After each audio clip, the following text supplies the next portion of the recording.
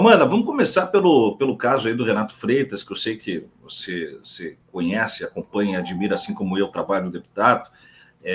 Covardia pura, a violência, a desumanidade de você envenenar um cachorro para tentar atingir um político e, enfim, eu não tenho nem palavras aí. Eu queria te ouvir um pouco a respeito disso, porque o Renato hoje gravou um vídeo meio ontem, né?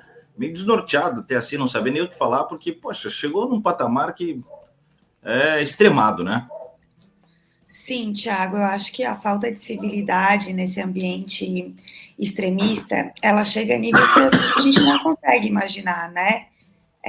Quando a gente acha que eles já chegaram ao limite, ao ápice do extremismo, do ódio, da intolerância, da perseguição, da intimidação, eles desenvolvem novos mecanismos, e o que me choca também é a potencialidade desse tipo de atitude ser transferida também, né, para outros agentes dessa mesma militância extremista bolsonarista.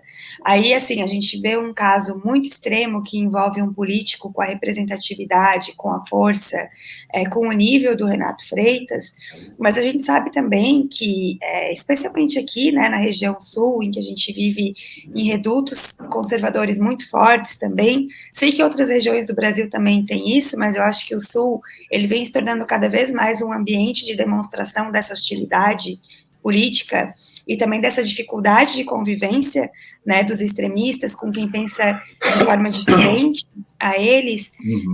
Eu tenho muito medo que esse tipo de atitude se espalhe, sabe, entre as diferentes militâncias do bolsonarismo, e que isso, de repente, vire uma prática, né, machucar, maltratar e até matar os animais de estimação de pessoas que estejam nadando contra essa corrente, né? Então, isso também me causa bastante receio, assim, de como isso pode ser lido por uma militância. É importante que esse fato tenha repercussão. Eu sei que tem muita gente que vai falar, mas é só um animal. Não é, né? Não é.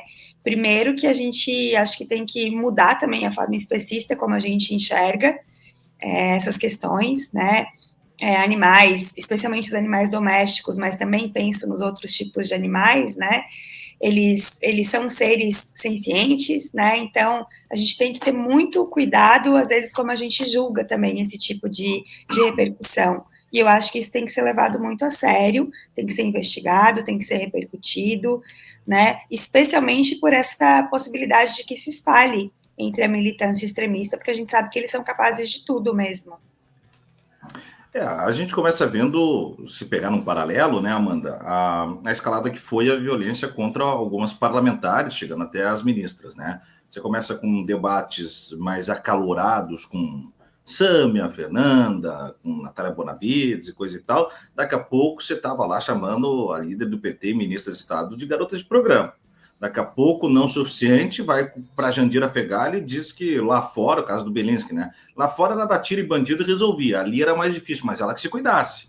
Aí, não suficiente, na semana seguinte, você vai para Marina Silva naquele circo que foi, depois já ter dito que queria enforcar ela e tudo aquilo. Então, os caras vão subindo.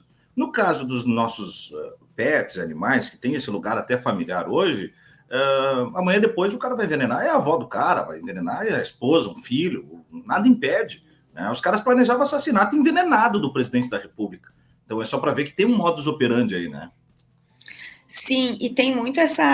Eu acho que essa descrição que tu fez agora, com relação à violência política de gênero, ela ilustra muito essa sensação de que eles escalam, né? Eles começam com demonstrações, às vezes muita gente até passa pano, né, para esse tipo de atitude violenta, achando que vai ficar por aí, mas isso vai aumentando gradativamente, porque as instituições elas não têm essa cultura de agir, porque elas acham que essas pessoas têm freio, e elas não têm freio, né? A gente está vendo aí toda a repercussão, todo o julgamento da tentativa de golpe, e a gente viu que se não existisse um freio ali, chamado STF, chamado Ministério da Justiça, né, chamado Forças de Segurança, chamado governo Lula, naquele momento a gente já está vivendo hoje num estado deprimente, ditatorial, né? Então, sim, existe uma potencialidade de todos esses atos extremistas,